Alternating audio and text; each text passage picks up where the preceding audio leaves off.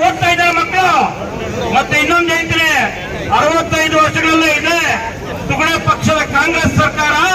ಏನು ಸೋನಿಯಾ ಗಾಂಧಿ, ರಾಹುಲ್ ಗಾಂಧಿ, ರಾಜೀವ್ ಗಾಂಧಿ, ಇಂದಿರಾ ಗಾಂಧಿ, ನೆಹರು ಇವರೆಲ್ಲ ಸೇವೆ ಮಾಡಿದ್ದು ಕೇವಲ 387 ಕಾಲೇಜು.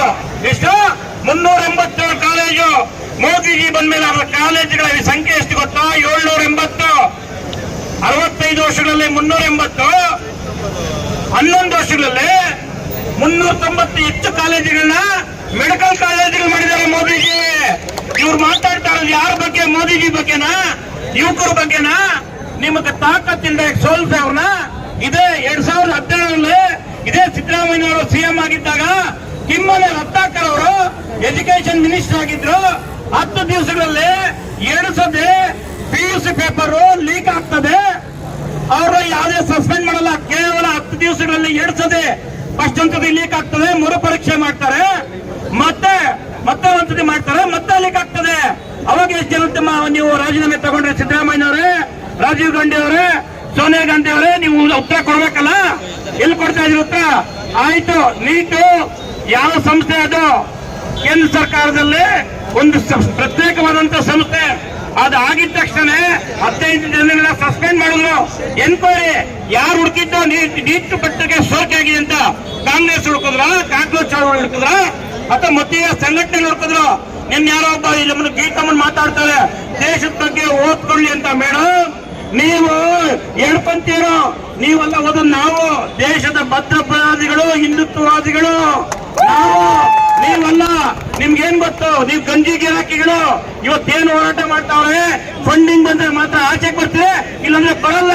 ಕೇಳ್ಕೊಳ್ಳಿ, ಇಲ್ಲಿ ಬಂದಿರೋ ಸಾವಿರಾರು ಕಾರ್ಯಕರ್ತರು ಸ್ವಂತ ಖರ್ಚಿಂದ ಬಂದು ಹೋರಾಟ ಮಾಡ್ತಾರೆ. ಮೋದಿ ಪರವಾಗಿ ಹೋರಾಟ ಮಾಡ್ತಾರೆ. ಯಾರು ಪೇಮೆಂಟ್ ಮಾಡ್ಬೇಕಾಗಿಲ್ಲ. ಪೇಮೆಂಟ್ ಬಂದ್ರೆ ಈಚೆಗೆ ಬರ್ತೀರಿ, ಪೇಮೆಂಟ್ ಬಂದ್ರೆ ಮನೇಲಿ ಇರ್ತೀರಿ. ನೀವು ನಮ್ಮ ಭಾರತೀಯ ಜನತಾ ಪಾರ್ಟಿಗೆ ಹೇಳ್ಕೊಡ್ತೀರಾ? ಮತ್ತೆ ನಿಮ್ಗೆ ಇನ್ನೊಂದು ವಿಷಯ ಹೇಳ್ತೀರಿ. ಇವತ್ತು ಏನ್ ನೀವು ಮೋದಿ ಮನೆಗೆ ನುಗ್ಬೇಕು, ಅದ್ ಮಾಡ್ಬಿಡ್ತೀರಿ, ದಂಗೆ ಬಸಿ ತುಕಡೆ ಮಾಡ್ತೀರಾ. ಭಾರತ್ ಮಾತೆಗೆ ತಂದೆ ಅಂತ ಕೇಳ್ತೀರಾ. ಭಾರತ್ ಮಾತೆ ಎಷ್ಟು ಹೇಳಿದ್ರು ನಾವು ಯಾವುದೇ ಒಂದು ಕಾರ್ಯಕ್ರಮ ಸ್ಟಾರ್ಟ್ ಮಾಡಲ್ಲ. ಇದು ನೀವು ಫಸ್ಟ್ ತಿಳ್ಕೊಬೇಕು.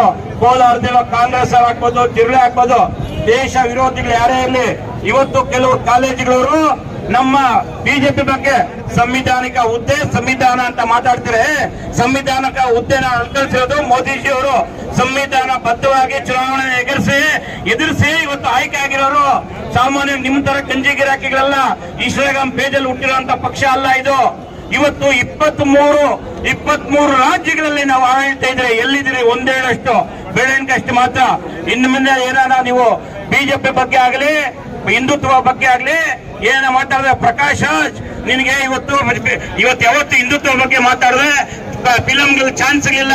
ಇವತ್ತಿ ಒಂದು ಏನು ಸಂಘಟನೆನ, ಒಂದು ಧರ್ಮನ ಓಲೈಸಕ್ ಹೋಗ್ತೀಯಾ? ಫಸ್ಟ್ ಆಫ್ ಆಲ್ ನಿನ್ಗೆ ಎಷ್ಟು ಕಡೆ ಓಟ್ಗಳಿದೆ ಗೊತ್ತಾ? ನಿನ್ಗೆ ಎಷ್ಟು ಅರೆಸ್ಟ್ ವಾರೆಂಟ್ಗಳಿದೆ ಗೊತ್ತಾ? ಎಷ್ಟು ಕೇಸ್ ಇದೆ ಗೊತ್ತಾ? ನಾವು ಒಂದು ಸತಿ ಕೂಳ್ ಹಾಕಿದ್ರೆ ಲಕ್ಷಾಂತರ ಜನ ಹುಡ್ತಾರೆ. ದೇಶ, ಧರ್ಮ, ಇಲ್ಲಿ ದಲಿತರ ಪರವಾಗಿ, ರೈತರ ಪರವಾಗಿ ನಾವು ಹೋರಾಟ ಮಾಡ್ತೇವೆ.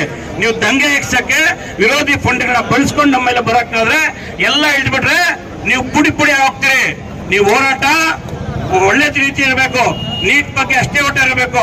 ಧರ್ಮದ ಬಗ್ಗೆ ಆಗ್ಲಿ, ಭಾರತ ಬಗ್ಗೆ ಆಗ್ಲಿ, ಅಥವಾ ನರೇಂದ್ರ ಮೋದಿ ಅವ್ರ ಬಗ್ಗೆ ಆಗ್ಲಿ, ಪಕ್ಷದ ಬಗ್ಗೆ ಆಗ್ಲಿ, ಏನಾದ್ರೆ RSS ಬಗ್ಗೆ ಮಾತಾಡಿದ್ರೆ ಅವನ NSA ಗೂಂಡ ಮಾತಾಡ್ತಾನೆ. ಫಸ್ಟ್ ಆಫ್ ಆಲ್ ತಂದೆ ತಾಯಿಗೆ ಊಟ ಹಾಕ್ತೀಯಾ ನೀನು? ಫಸ್ಟ್ ನಿಮ್ ತಂದೆ ತಾಯಿಗೆ ಊಟ ಹಾಕೋದ್ ಕಲ್ತ್ಕ. ಭಾರತ ಬಗ್ಗೆ ಸಂಘ ಏನ್ ಮಾಡ್ತದ ಗೊತ್ತೇನೋ? ಬಾಳ್ಕಾವ್ ಗೊತ್ತೇನೋ ನಿಂಗೆ? ಸಂಘ ಏನ್ ಮಾಡ್ತದಂದ್ರೆ ಎಲ್ಲನ ಒಂದು ಅರ್ಥಪಿಕ್ ಆಗಲಿ, ಬರ ಆಗ್ಲಿ, ಫಸ್ಟ್ ಈ ಚಡ್ಡಿ ವ್ಯಕ್ತಿಗಳೇ ನಿಂತ್ಕೋಬೇಕಲ್ಲಿ. ಗೊತ್ತಾ? ನೀವು ಬಂದು ನಿಂತ್ಕೊಂತೀರಾ? ಪೇಮೆಂಟ್ ಬರ್ಬೇಕು. ಕಿತ್ನಾ ದೇತಾ ಬೈ ಅಂತ ಕೇಳ್ತೀರಿ. ನಾವು ಕಿತ್ನಾ ದೇತಾ ಇಲ್ಲಿ ಕೊಟ್ಟು ತನ್ನ ಮನ ಜನ ಸಹಾಯ ಮಾಡಿ ದೇಶ ರಕ್ಷಣೆ ಮಾಡ್ತೀರಿ. RSS ಅವರು ಆ ತಾಕತ್ತು ಇದೆಯಾ? ಇಲ್ಲ. ಅದಕ್ಕೆ ಏನಾದ್ರೂ ಬಗ್ಗೆ ಮಾತಾಡ್ಬೇಕಂದ್ರೆ ಹುಷಾರಾಗಿಲಿ. ಸುಮ್ಮನೆ ನಿನ್ನೆ ರಾತ್ರಿ ಗೂಗಲ್ ಸಭೆ ಮಾಡಿ ಕಲ್ತಿದ್ದಕ್ಕೆ ನಮ್ಮ ಕಾರ್ಯಕರ್ತರು ಇಷ್ಟ ಬಂದ್ರೆ ಬೂತ್ಗಳಿಂದ ಎದ್ದು ಬಂದ್ರೆ ನಿಮ್ಮನ್ನ ಸುಟ್ಟಾಗ್ತಾರೆ. ದೇಶದ ಬಗ್ಗೆ, ಧರ್ಮದ ಬಗ್ಗೆ, ಮೋದಿ ಬಗ್ಗೆ, ಭಾರತೀಯ ಜನತೆ ಬಗ್ಗೆ ಮಾತಾಡ್ತಾರೆ. ಹುಷಾರಾಗಿರ್ಬೇಕು. ಇದು ಜಲಕ್ಕಷ್ಟೇ. ಮುಂದಿನ ದಿವಸಗಳಲ್ಲಿ ಈ ತರ ಹೋರಾಟ ಮಾಡಿದ್ರೆ ತಕ್ಕದಂತ ಉತ್ತರ ಕೊಡ್ತೀರಿ ಅಂತ ಹೇಳಿ